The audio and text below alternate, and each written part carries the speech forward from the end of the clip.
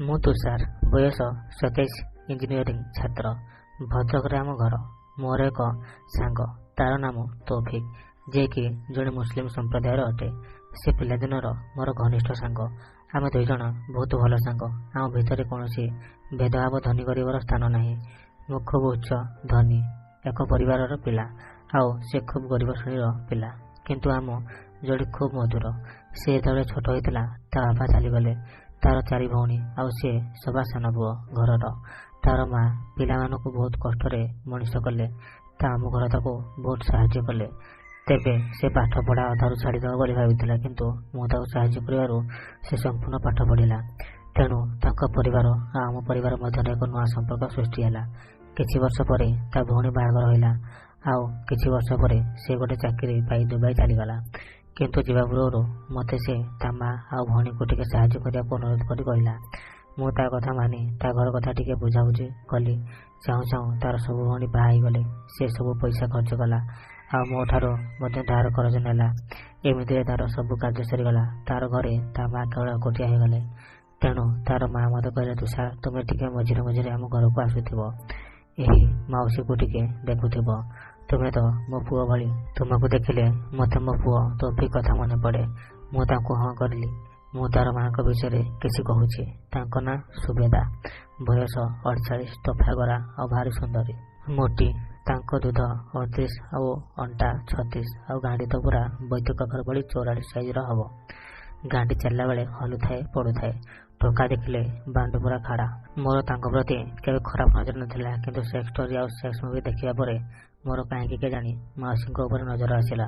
ମୁଁ ତାଙ୍କ କଥା ଭାବି ମୁଠି ମାରିବା ଆରମ୍ଭ କରିଦେଲି। ଶୋଇଲା ବେଳେ ତାଙ୍କ କଥା ଭାବି ଭାବି ତକିଆ ଧରି ବାଣ୍ଡ ହଲେଇ ଦେଲି। ଦିନେ ମୁଁ କୌଣସି କାମ ନେଇ ତାଙ୍କ ଘର ବାଟେ ମୋ ଘରକୁ ଫେରୁଥିଲି। ଆମ ଘରଠୁ ତାଙ୍କ ଘର 5 କିଲୋମିଟର।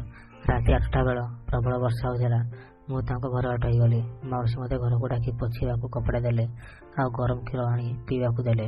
ମୁଁ ତାଙ୍କୁ ସେତେବେଳେ ଦେଖି ପୁରା ସେକ୍ସି ନୟନରେ ଚାହିଁଲି। ତାଙ୍କ ଦେହରେ ବ୍ଲାଉଜ ନଥିଲା, ଖାଲି ଲୁଗା ତା ସେ ଘୋଡ଼େଇ ହୋଇ ପିନ୍ଧିଥିଲେ। ତାଙ୍କ ଦୁଧ ଗାଣ୍ଡି ପୁରା ବାହାରକୁ ସ୍ପଷ୍ଟ ଦେଖାଯାଉଥିଲା। ଗୋରା ତକତକ ଦେହ, ଖୋଲା ଗୋରା ପିଠି, ଏସବୁ ଦେଖି ମୁଁ ପାଗଳ ହୋଇ ଉଠିଲି। ମାଉସୀ ଗାଣ୍ଡିକୁ ହଲେଇ ହଲେଇ ମୋ ଆଗରେ ଚାଲୁଥାନ୍ତି, ଆଉ ହସି ହସି କଥା ହେଉଥାନ୍ତି। କିଛି ସମୟ ପରେ ମୁଁ ଆଉ ନିଜକୁ କଣ୍ଟ୍ରୋଲ କରିପାରିଲି ନାହିଁ। ମୋ ମାଉସୀକୁ କହିଲି, ମାଉସୀ, ଗୋଟେ କଥା ପଚାରିବି, ତୁମେ ଯଦି ଖରାପ ନ ଭାବ। ମାଉସୀ କହିଲେ, ଆରେ ପଚାର, ଖରାପ କାହିଁକି ଭାବିବି। ମୁଁ କହିଲି, ମାଉସୀ, ତୁମେ ଏକୁଟିଆ ଘରେ ରହୁଛ, ତୁମକୁ ଅବାଗିଆ ଲାଗୁନି? ମୋ ସାଙ୍ଗ କଥା ତୁମକୁ ମନେ ପଡ଼ୁନି? ମାଉସୀ କହିଲେ, କ'ଣ କରିବା ବାପା, ମନେ ତ ନିଶ୍ଚୟ ପଡ଼ୁଛି, କିନ୍ତୁ କ'ଣ କରାଯାଇପାରିବ, ସେ ତ ଫେରିବେ ନାହିଁ। ମୁଁ କହିଲି, କିନ୍ତୁ ତୁମେ ତାଙ୍କ ଅଭାବ କିପରି ପୂରଣ କରୁଛ? ମାଉସୀ ହସି ଦେଇ ମୋ ଆଡ଼େ ଚାହିଁ କହିଲେ, କ'ଣ ବାପା, ଆଜି ତୁମେ ମୋତେ ଏମିତି ପ୍ରଶ୍ନ କରୁଛ? ମୁଁ ଟିକେ ଡରିଗଲି, କିନ୍ତୁ ସାହସ ବାନ୍ଧି ମନରେ କହିଲି, ମାଉସୀ, ତୁମେ ବହୁତ ସୁନ୍ଦର। ତୁମର ବୟସ ଆଗରେ ତୁମ ରୂପ ହାର ମାନିବ, ସେଥିପାଇଁ ମୁଁ ତୁମକୁ କହିଲି। ମାଉସୀ ହସି ଦେଇ କହିଲେ, ଛାଡ଼ ସେସବୁ, ମୋର ତ କପାଳ ମନ୍ଦ। ମୁଁ ମାଉସୀଙ୍କ ପାଖକୁ ଲାଗିଯାଇ ତାଙ୍କ ହାତ ଧରି ପକେଇଲି, ଆଉ କହିଲି, ମାଉସୀ, ତୁମେ ଯଦି ମୋତେ ଅନୁମତି ଦେବ, ମୁଁ ମଉସାଙ୍କ ଅଭାବ ପୂରଣ କରିଦେବି। ମାଉସୀଙ୍କ ଦେହରେ ବିଜୁଳି ଖେଳିଗଲା। ବାହାରେ ଭାରି ବର୍ଷା, ଆଉ ଭିତରେ ତାଙ୍କ ଦେହରେ ଆଉ ମୋ ଦେହର ନିଆଁ ଲାଗିଲା। ସେ ଆଉ ସମ୍ଭାଳି ନ ପାରି ଉଠି ଘୁଞ୍ଚିଗଲେ। ମୁଁ ତାଙ୍କୁ ପଛପଟୁ ଜାବୁଡ଼ି ଧରିଲି। ମୁଁ କଣ୍ଟ୍ରୋଲରେ ନଥାଏ, ତାଙ୍କ ଦେହ ସାରା ଚୁମ୍ବନ ଦେଇଗଲି। ତାଙ୍କ ଦୁଧକୁ ଚିପି ଦଳିଲି, ରବର ବେଲୁନ ଭଳି ଦୁଧ, ଆଉ କାମୁଡ଼ି ତାଙ୍କ ଦୁଧର କଳା ବୁନ୍ଦକୁ ଚୁଚୁମି ଦେଲି। ସେ ମୋତେ କୁଣ୍ଢେଇ ଧରି ଆ ହେଲେ। ତାପରେ ମୁଁ ତାଙ୍କ ଓଠ ଗାଲ ପିଠିକୁ ଚୁମା ଦେଲି। ସେ ମୋତେ କହିଲେ, ତୁଷାର, କ'ଣ କରୁଛ? ଛାଡ଼, ମୋର ଦେହ ଜଳି ଯାଉଛି। ମୁଁ ତାଙ୍କ ଗାଣ୍ଡିକୁ ଚିପି ଦଳି ଚାଲିଲି। ଭାରି ନରମ ଗାଣ୍ଡି, ସ୍ପଞ୍ଜ ଭଳି ଗାଣ୍ଡି ତାଙ୍କର। ତାପରେ ତାଙ୍କ ଲୁଗାକୁ ଭିଡ଼ି ଦେବାର ସେ ପୁରା ଲଙ୍ଗଳା। କ'ଣ କହିବି ସେ ଦୃଶ୍ୟ। ତାଙ୍କ ଦୁଧ ଗାଣ୍ଡି ବିଆ ସବୁ ପୁରା ପାଗଳ କରିଦେଉଥାଏ। ମାଉସୀ ମଧ୍ୟ ଆଉ ସମ୍ଭାଳି ହେଉନଥାନ୍ତି। ମୋ ଡାଣା ଧରି ଟାଣି ନେଇ କହୁଥାନ୍ତି, ତୁଷାର, ମୋ ଦେହ ଜଳୁଛି, ନିଆଁ ଲିଭେଇ ଦିଅ। ମୁଁ ରହିପାରୁନି। ମୁଁ ତାଙ୍କ ଖଟ ଉପରେ ଗଡ଼େଇ ଦେଇ ଚଢ଼ିଗଲି ତାଙ୍କ ଉପରେ। ତାଙ୍କ ମୁହଁ ସାରା ଚୁମା ଦେଇଗଲି। ସେ ଖାଲି ନାଇଁ ନାଇଁ ହେଉଥାନ୍ତି। ମୁଁ ତାଙ୍କ ଦୁଧକୁ କାମୁଡ଼ି ଦେଇ ଯାଉଥାଏ, ଆଉ ଦଳି ଦେଉଥାଏ। ତାପରେ ତାଙ୍କ ବିଆ ଭିତରେ ଆଙ୍ଗୁଠି ପରେ ସଲ ସଲ କଲି। ଖାଲି ଫେଣ ହୋଇ ରସ ବାହାରିଲା।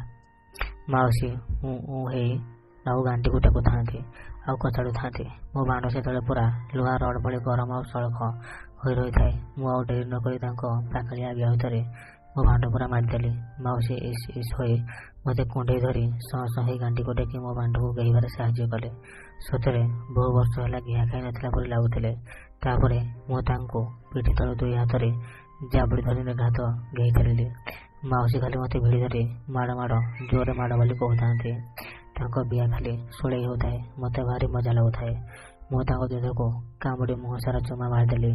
15 ମିନିଟରେ ମୋର ଗରମ ବୀର୍ଯ୍ୟ ବାହାରି ତାଙ୍କ ବିଆରେ ପିଚକାରୀ ଭଳି ପଶିଗଲା। ତାଙ୍କର ମଧ୍ୟ ରସ ବହିଗଲା। ଖଟ ସାରା ରସ ବହିଲା। ମୁଁ ଶେଷରେ ତାଙ୍କ ଗୋରା ଗାଲକୁ କାମୁଡ଼ି ଛିଣ୍ଡେଇ ଦେଲି। ଭାରି ମଜା ଲାଗିଲା। ମୁଁ ହାଲିଆ ହୋଇ ଉଠିଲି। ମାଉସୀଙ୍କ ମନ କିନ୍ତୁ ସନ୍ତୁଷ୍ଟ ହୋଇନଥିଲା ଭଳି ଲାଗୁଥିଲା। କିନ୍ତୁ ମୁଁ ମଧ୍ୟ କହିବା ମୁଡରେ ନଥାଏ। କିନ୍ତୁ ମାଉସୀ ଉଠି ପଡ଼ି ମୋତେ ଗୋଟେ ଗେଲ କଲେ। କହିଲେ, ତୁଷାର, ତୁମେ ମୋର ବହୁତ ଦିନର ଭୋକ ମେଣ୍ଟେଇଲ। ମୁଁ ଭାରି ଛଟପଟ ହେଉଥିଲି। ମୁଁ କହିଲି, ମାଉସୀ, ମୁଁ ତୁମ ସହିତ ଆଉ କେବେ ହେଇପାରିବି? ମାଉସୀ ହସି ଦେଇ କହିଲେ, ତୁମେ ଆଜିଠାରୁ ମୋର ହୋଇଗଲ। ମୁଁ ତାକୁ ଚୁମା ଦେଇ ମୋ ସାର୍ଟ ପ୍ୟାଣ୍ଟ ପିନ୍ଧିଲି। ତାପରେ କ'ଣ ହେଲା ଆଗକୁ ଜଣେଇବି। ରହିଲି। ଶୁଭରାତ୍ରି।